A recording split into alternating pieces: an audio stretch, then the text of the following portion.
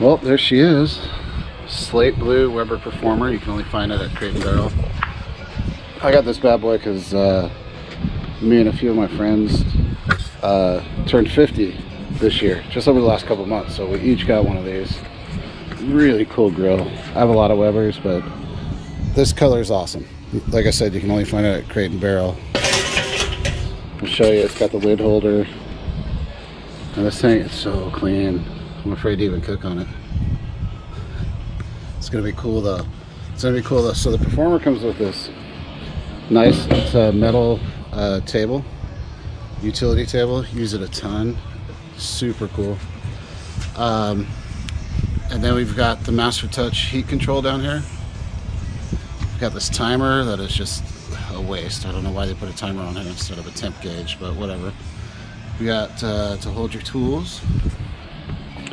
You got this cool thing where you can put a bag of charcoal, which is what we're going to do.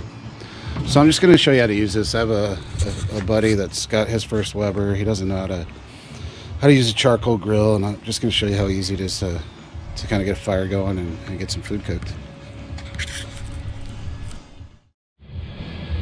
So I'm going to put the bag of charcoal into the charcoal bin. See if I can do this one-handed. So now there we go. So keeps it out of the weather. I got charcoal right here whenever I need it. It's a pretty cool little feature. So we also have, this has the auto light function, which is really easy.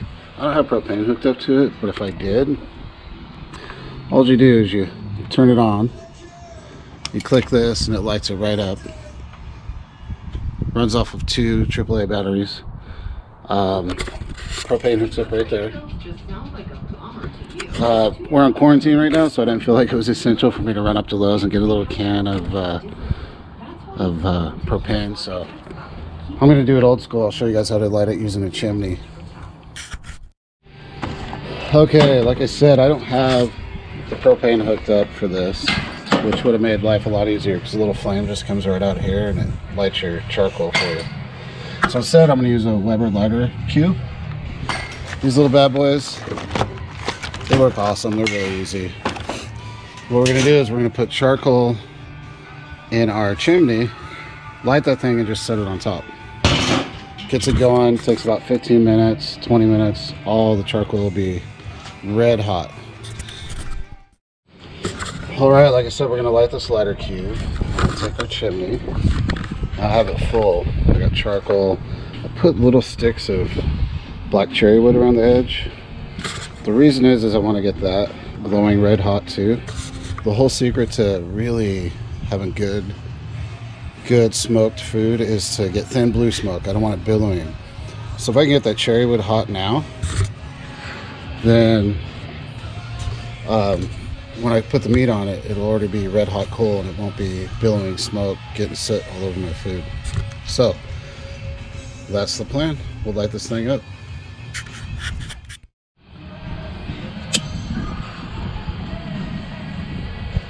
Oh man, it's brand new. Oh, it's sad to even mess it up. It's so shiny and pretty. So yeah, this is it. It's this easy. Just let that thing go. I'm telling you, it'll come back in like 15 minutes. These will all be glowing up top. And then I'm going to show you, so what I have here is my slow and sear basket. That's what I'm going to use to reverse sear some tri-tip. These are the baskets that come with it. I'm going to show you what you could do with those. This works better, but this is what comes with it, so I want to make sure I show you guys how to use that. Because it works just fine. It's just this is a lot easier to get that reverse sear temp and then to really sear it hot. What do you think, bro?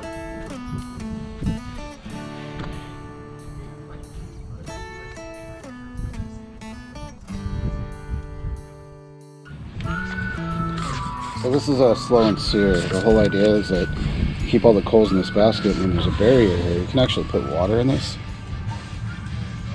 and it keeps the heat on one side of the grill So you can have one side that's direct heat, one side that's indirect. That's awesome for is reverse searing, because reverse searing, you want to slowly bring the meat to temp, and then you sear it to finish it, and it really helps it release all the juices and all the fat in the meat, instead of just cooking it hot and fast and having it cold in the middle. But you can still do that. This is the Weber baskets that they provide. Difference is it doesn't have this barrier to kind of keep the heat from leaping over. And so what you do with these is you would set them up that way. So now I have my cold zone, I have my hot zone, right? And then I would even put a little drip pan with water in here to really help keep this side, the temperature controlled. And then I would finish it. This is where, you know, once I reach about 100 degrees internal, I would take my tri-tip, I'd put it over here and sear it really hard. So we're not doing that today.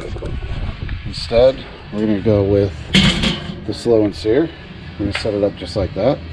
We're going to pour our coals in there, and then we'll get the tri-tip on the grill. All right, we're almost ready. So coals are nice and hot. We've got our awesome tri-tip. So the one thing, like I said before, this thing right here, it's just a timer. It's ridiculous. Somebody needs to make a thermo gauge that'll go right in there. Luckily what I have an Inkbird wireless. So I can see this thing from my phone anywhere. It tells me the temp. And we really want to make sure, especially doing a reverse sear, it's all about temperature, right? So we want to make sure we get this into kind of the thickest piece of the tri-tip.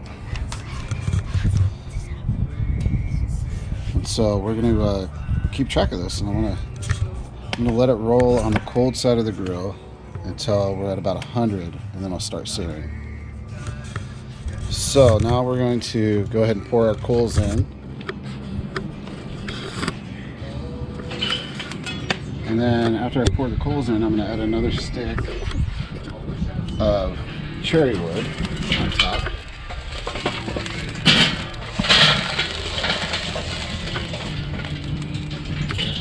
Bob Sparks. Stay on it.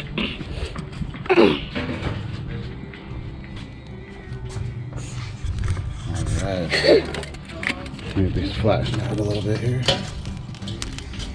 Ta-da.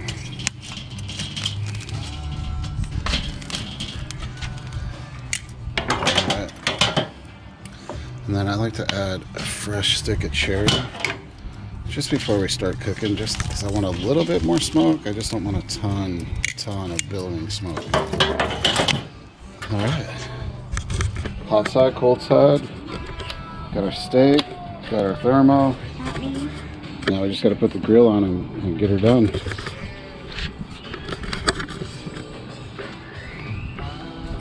Oh boy, this thing's so shiny. Such a shame. Such a shame. Oh, it looks so good.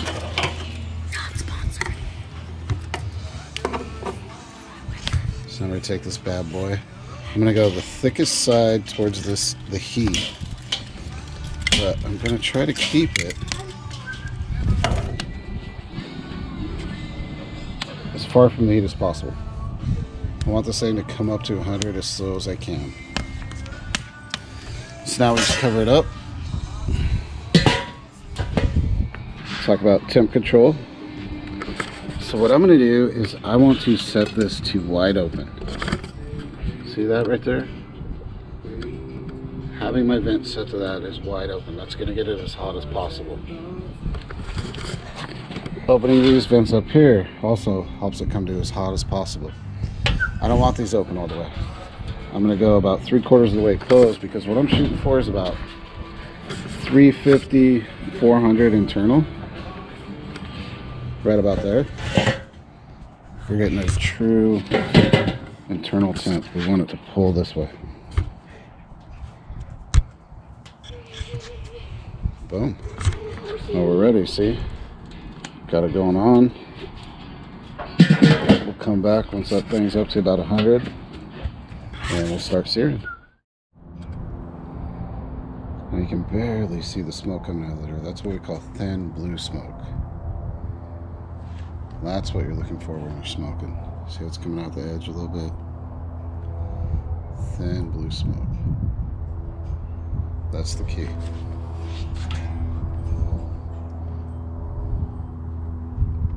Oh man, that's gonna be so good. Whew.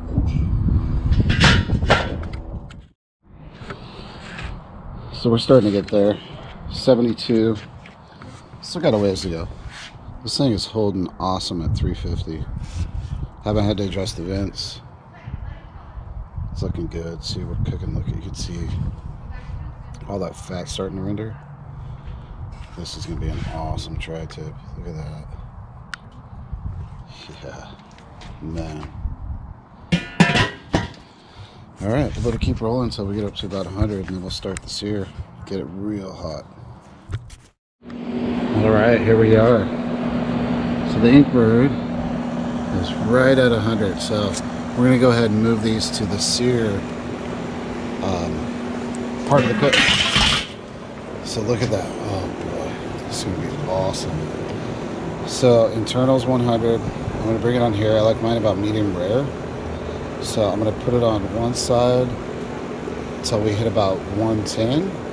Flip it till we hit about 130. And then I'm gonna foil tint, knowing that the temperature is gonna rise a good 5 or 10 degrees while we do that. So let's go ahead and put this right over these hot coals. And that's what we're trying to get.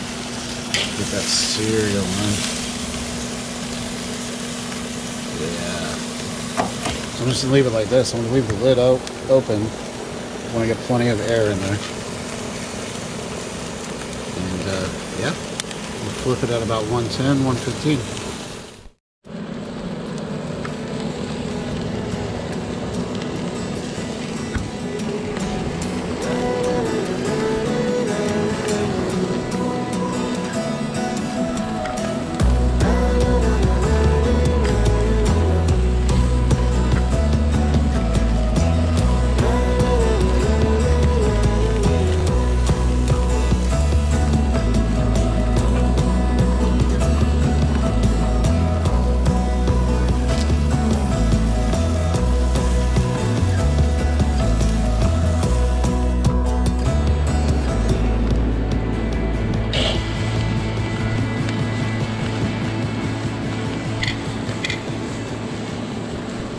Alright, 128. We're about ready to pull.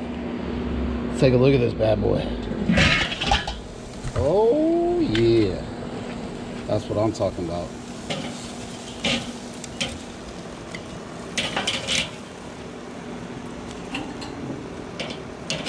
Oh man. That is gonna be good. So that's it.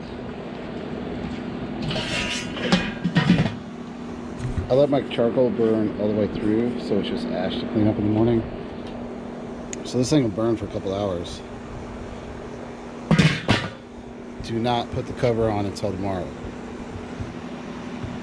That's from my boy Troy. Alright. Oh, look at that. Oh shit. Let me get my knife.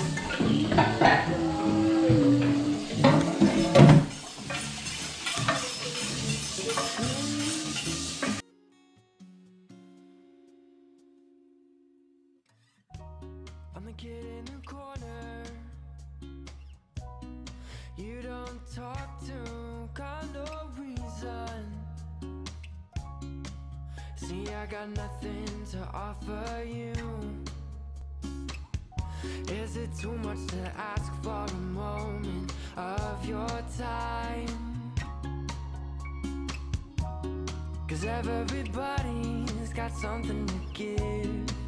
Who's to say I got more than the next in line? Oh, take your time. You get to me.